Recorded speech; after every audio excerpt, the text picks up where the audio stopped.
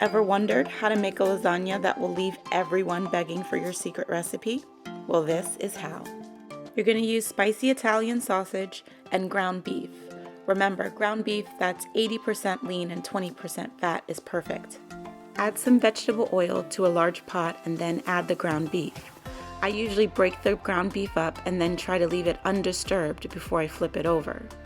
The key to a perfect lasagna will really be a well-seasoned and flavored meat sauce, and this is the start. You will need to remove the casing from the sausage and then add the sausage little by little by breaking it up into little pieces. Remember, spicy Italian sausage isn't going to make the sauce spicy.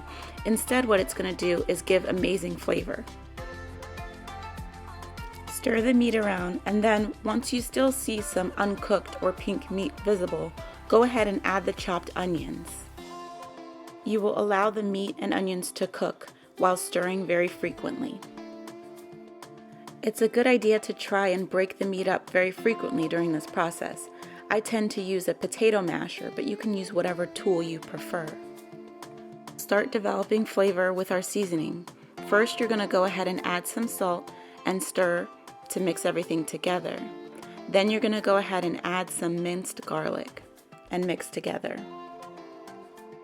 Next, you'll add the Italian seasoning, followed by the spaghetti sauce.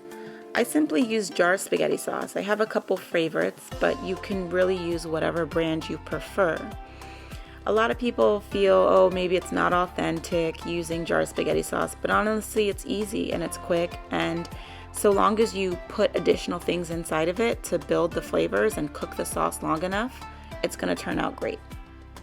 After I've let the sauce simmer for some time, probably about 10 minutes, I'll go ahead and add onion powder and garlic powder.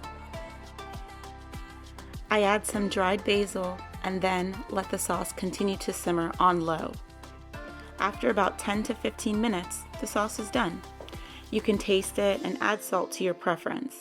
In this case, I didn't add any extra salt, but it really depends on what brand sauce you buy because some are more salty while others are more sweet. For the cheese mixture, you're going to add some Parmesan cheese to the ricotta cheese. Then add some mozzarella cheese, followed by some Italian seasoning and then 1 beaten egg. Mix everything together and then we can get ready to start assembling our lasagna. I like to use oven-ready lasagna because it's much easier. To be honest, this is the brand noodles that I've had the best success with. Start first with putting a layer of your meat sauce on the bottom of the pan. I usually put about a cup, maybe more, and then I use a spoon to spread it out. I then laid down 3 of the uncooked oven-ready lasagna sheets on the bottom of the pan to start the first layer. It's okay if these layers don't actually touch because they're going to actually expand with cooking. I then take about 1/3 of the ricotta cheese mixture and spread it on the lasagna noodles with a spoon. After that, I'll go ahead and take more of the meat sauce.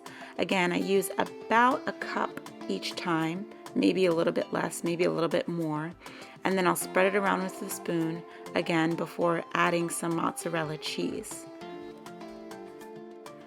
Then I'll go ahead and repeat the next layer again.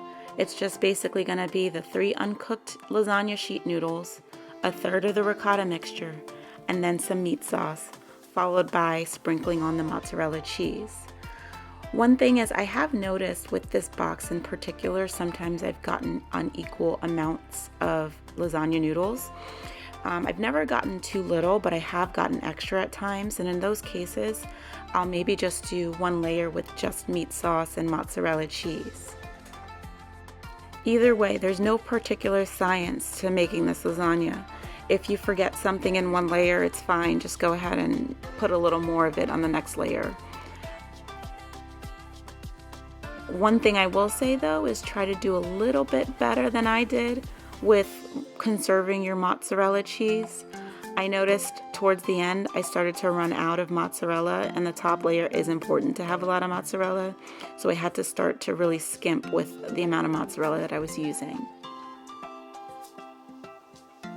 The 4th layer is basically much of the same. The sheets of lasagna noodles, the last of the ricotta mixture, meat sauce, followed by sprinkles of mozzarella cheese. You can see I had barely any mozzarella cheese left to use at this point.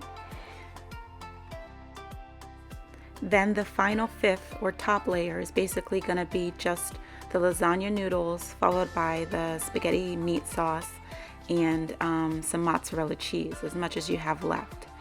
Throughout this whole thing, you can make it either as meaty or as cheesy as you like. This particular one is a little bit less saucy than I usually do. You can see I have a good amount of sauce left over, but you can do it according to your preference. I usually like a little bit more sauce, so if I had to do it again, I would probably use a little more sauce than I did for each of these steps.